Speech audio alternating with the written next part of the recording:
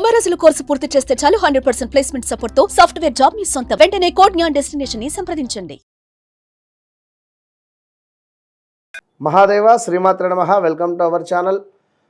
మార్చి నెలలో ద్వాదశ రాశులకు సంబంధించి మరి ఇదే మార్చి నెలలో మనకు షష్టగ్రహ కూటమి అనేటువంటిది ఏర్పడబోతూ ఉన్నది. 6 గ్రహాలు కూడా కలవబోతున్నాయి.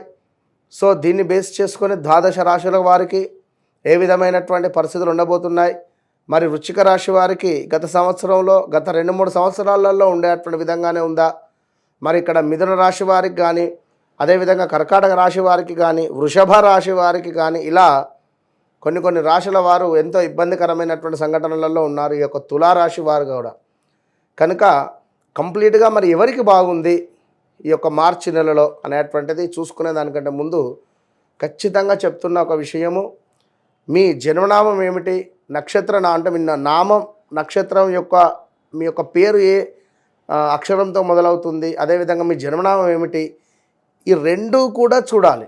రెండిటితో పాటు గోచారము గ్రహచారము చూస్తూ, అదేవిధంగా జాతకంలో నడిచేటువంటి దశ అంతర్దశలను చూస్తూ, మీరు జన్మించినటువంటి డేట్ ఏమిటి, మీ లక్కీ నెంబర్ ఏమిటి, అన్లక్కీ నెంబర్ ఏమిటి. ఉదాహరణకు నెంబర్ 5లో జన్మించినటువంటి వారికి బుధవారం ఎంత అదృష్టం, అదేవిధంగా నెంబర్ 1లో జన్మించినటువంటి వారికి ఆదివారం.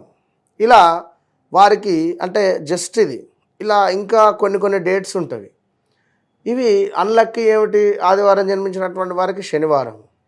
సో నెంబర్ 8 అన్లక్కీ, అదేవిధంగా 17. ఇట్లా అంటే ఈ రెండు సంఖ్యాశాస్త్రము ఆస్ట్రాలజీ రెండింటి పరంగా చూసుకొని జాతకము ముందుకు వెళ్ళడం వల్ల ఖచ్చితంగా జరుగుతుంది, జరిగేది, మనకు జరగబోయేది 100కు 200% మనం అక్యురేట్గా కూడా చెప్పవచ్చును.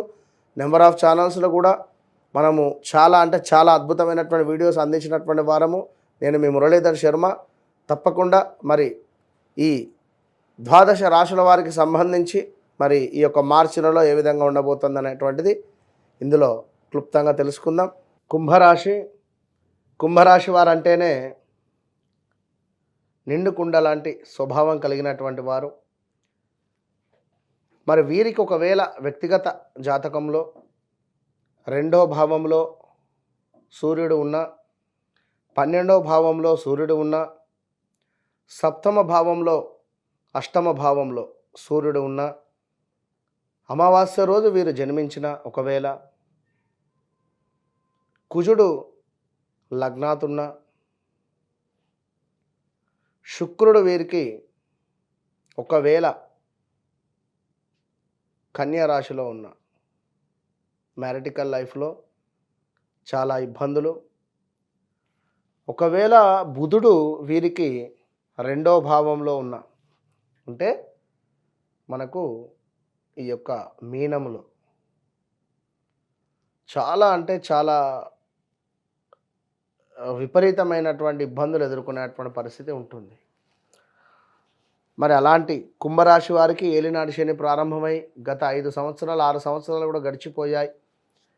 ఈ 6-7 సంవత్సరాల నుండి కూడా మరి ఇలాంటి సిచ్యువేషన్స్ ఎదురు చూస్తూ ఉన్నారు. ఇందులో మధ్యలో గురుబలం లేక కొన్ని ఇబ్బందికరమైనటువంటి సంఘటనలు, మీరు సంబంధం లేని విషయాలలో మీరు ఇరుక్కొని పోయి మధ్యవర్తిత్వానికి పోయి మనీ కట్టినటువంటి సందర్భాలు కావచ్చును, భూ సంబంధిత ఇబ్బందులు కావచ్చును, లవ్ రిలేటెడ్ ప్రాబ్లమ్స్ కావచ్చును, ఎన్నో ఫేస్ చేసి ఇబ్బంది పడిపోయి ఉన్నారు.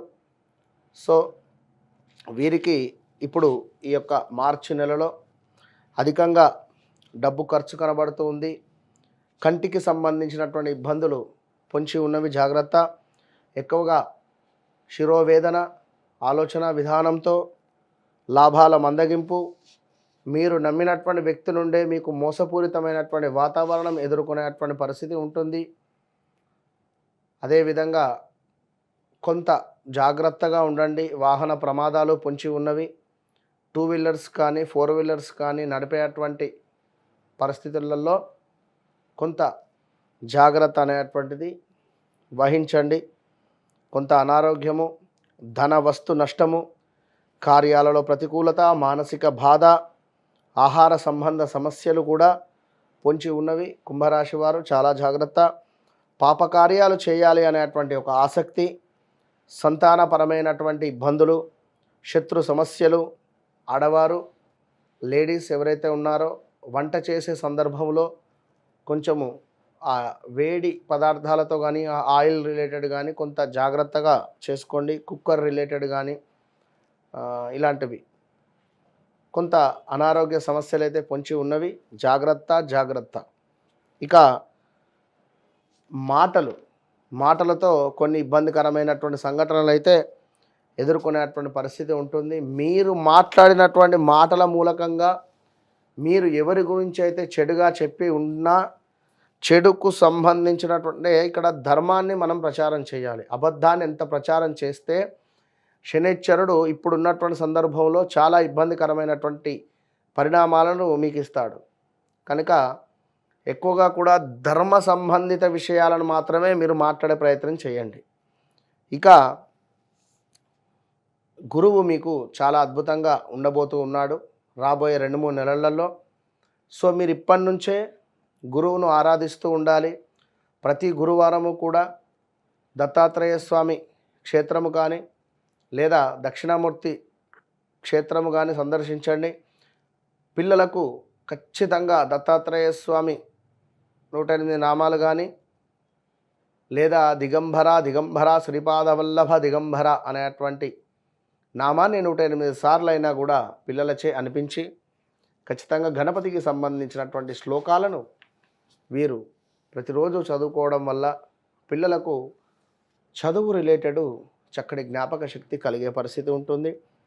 ఇక స్త్రీ మూలక ఇబ్బందులు, ధన కనక వస్తు లాభాల పట్ల కొంత ఇబ్బంది జరిగే పరిస్థితి, మీ యొక్క పేరు ప్రఖ్యాతలు ఏవైతే ఉన్నాయో అకారణంగానే అవి ఇబ్బందిగా మారబోతూ ఉన్నాయి. కొన్ని కలహాలు కూడా ఏర్పడబోతూ ఉన్నాయి. లాభించే చోటనే నష్టాలు జరిగేటువంటి పరిస్థితి కనబడుతూ ఉంది. వ్యాపార భాగస్వాముల వలన కొంత నష్టాలు చవిచూసే పరిస్థితి ఉంది.